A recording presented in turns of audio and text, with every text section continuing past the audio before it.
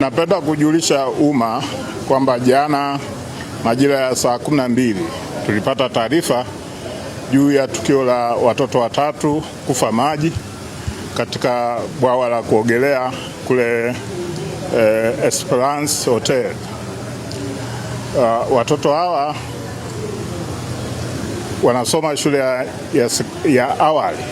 wengine wanasoma chekechea, na baada ya kutoka shule majira ya saa 5 walipita katika hoteli hiyo ambayo kwa sasa hivi inaendelea na ukarabati, kwa maana kwamba shughuli za kibiashara katika hoteli hiyo zimesitishwa. Na baada ya kufika hapo waliingia moja kwa moja na kupitiliza kule kwenye bwawa la kuogelea, na baadaye kwa kuwa katika eneo lile kwa wakati huo hapakuwa na walinzi, kwa hiyo walivua nguo na kuingia kwenye bwawa la kuogelea, na bwawa lile lina kina kirefu, na matokeo yake watoto wale watatu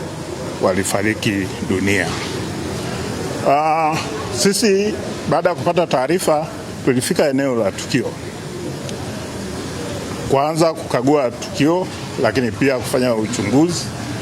Ni kweli tukio hilo limetokea kama ambavyo nimetangulia kusema, lakini kwa ujumla wake tunachosema maeneo yote ambayo tunajua ni hatarishi, kwa maana mfano sehemu ambazo zina swimming pool, basi muda wote kuwe na ulinzi au kuwe na udhibiti unaowafanya watoto wasiweze kufikia maeneo hayo,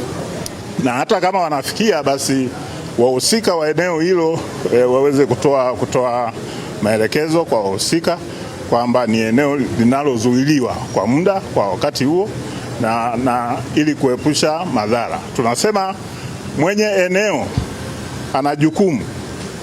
tunasema duty of care, ya kuhakikisha kwamba yeyote anayefika katika eneo lake aingie kwa trespass au aingie kwa kukaribishwa,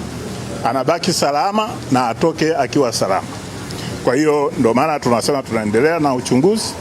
lakini bahati mbaya sana wale walinzi wa eneo hilo kwa jana ile hatukuweza kuwapata ili waweze kutuambia ilikuwaje, lakini pia hata mmiliki wa hoteli tunaendelea kumtafuta